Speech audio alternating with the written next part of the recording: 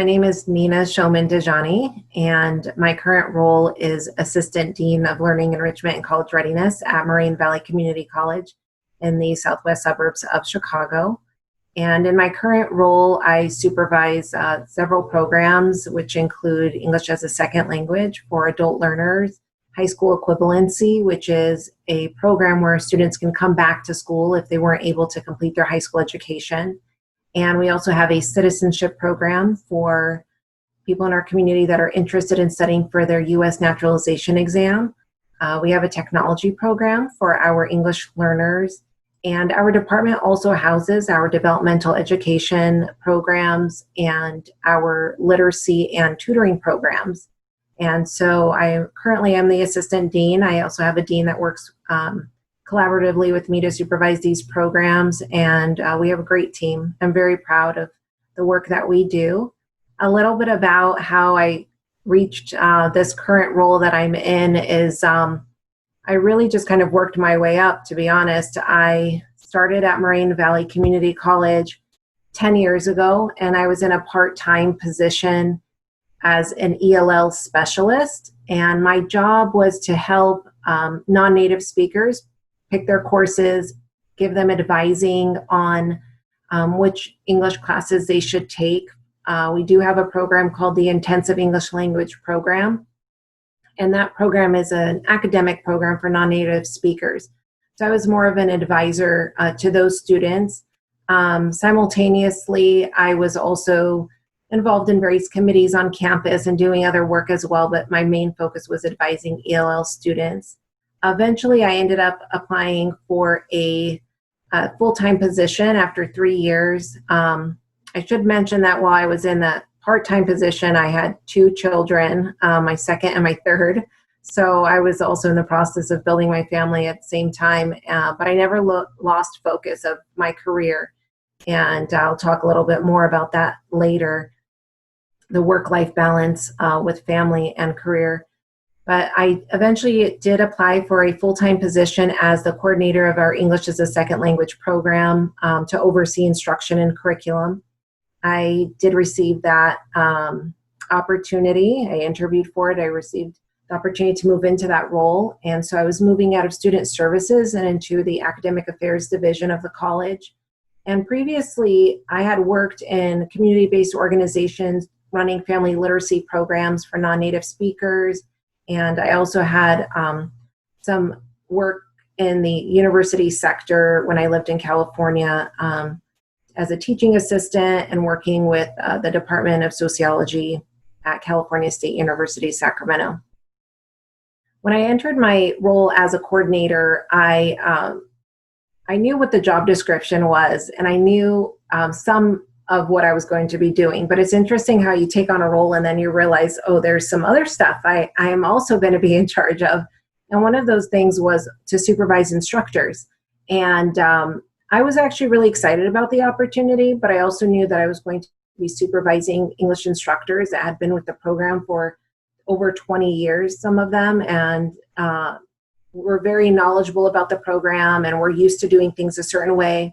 And as I got to know the program and our students and their needs, I was really interested in kind of overhauling the program, if I will, and kind of looking at new curriculum, new ways of doing things. I had a different perspective as probably one of the younger coordinators in the department about the needs of our students coming from the community.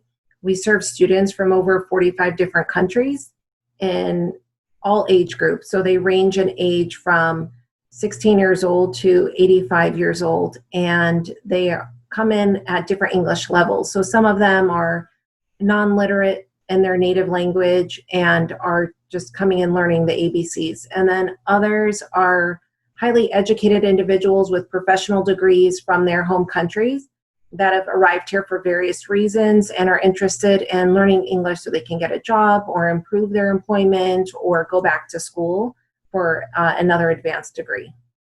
So there was a lot of studying I had to do myself about our students and the needs of the students, the curriculum, and the needs of our teachers. My perspective was always that if the teachers felt supported and they received the professional development and the support from our department that they needed, that our students would also feel supported as well, and would trickle down. I stayed in that position for another 3 years, and I had applied for a couple of different positions while I was in that position that didn't work out, but I kind of stuck where my passion was, and that was working with our underserved population within our department. I do think that the students we serve are the most vulnerable students on our college campus. They are from immigrant communities that have various needs and have various backgrounds. Some of them come from war-torn countries and aren't here because they chose to be here, but because this was the path that their destiny brought them on. And it was our job to not only support them in the classroom, but offer them a safe space that they felt they could rebuild their lives in. I eventually was promoted to a manager. At our college, there's positions and a pecking order, if you will, that most organizations have, and there's certain bureaucracy that we adhere to when it comes to promotion, and that can come in various ways. But I was promoted to a manager of the ESL program and also in charge of transitioning our students onto post-secondary degrees. And then I eventually applied for the assistant dean position when that came available. I felt like I was ready for that position. I actually did not get the position the first time I applied for it. Someone else was chosen for that position. I'm going to re-say that part. So I applied for the assistant dean position when that opportunity opened. Unfortunately, I did not get the position. I worked really hard during my interview preparing and felt that I did a great presentation and that the committee was very satisfied with my application process and my interview. But unfortunately, the dean decided to choose someone else. So with that said, I was, of course, upset, but I decided that, it just wasn't my time. I ended up going back to school for my doctorate, and I was able to balance that better probably in the position I was in as a manager going back to school. And then eventually, after 2 years, the person that had been chosen for the assistant dean position actually left for another job in another state, so the position was open again, and I reapplied and I got it. So it was a journey.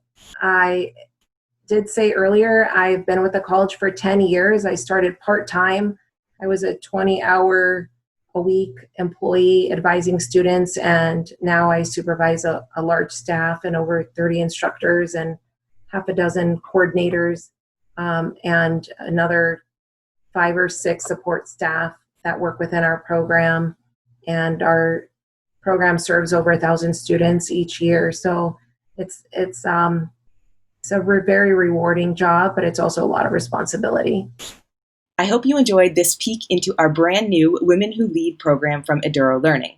My name is Kim Cafino, and I'm the CEO and co-founder of Eduro Learning, as well as your host through the Women Who Lead program. Today, you heard from just one of our over 70 amazing women who lead. We'll be sharing more individual journey to leadership stories over the next few months. As a coach and a mentor to educators around the world, I've noticed a common theme. There are so many skilled, hardworking women in education who are curious about moving into leadership, but not quite ready to take that leap. A year ago, we started working on a special professional learning pathway to take that reluctance out of the equation. Our Women Who Lead program gives you access to the voices and experience of over 70 successful female leaders around the world. We have interviewed heads of school, curriculum directors, principals, and influential female leaders to provide a window into their personal leadership journeys so you can hear from them exactly what it's like to pursue this path. When have you had the opportunity to learn from over 70 amazing female leaders, including 20 female heads of school in one consolidated learning experience? From one response to another, you'll hear their insight into the unique challenges facing female leaders, their advice on how to be successful in a leadership interview, and their guidance on how to have difficult conversations. Those are just some of the key topics discussed by the amazing female leaders we interviewed. With Women Who Lead, you gain access to curated conversations with inspirational leaders who have shared their experience with you at all levels of leadership within education, including consultancy and entrepreneurship. If you're ready to take the next step on your leadership journey, find out more at edurolearning.com/women.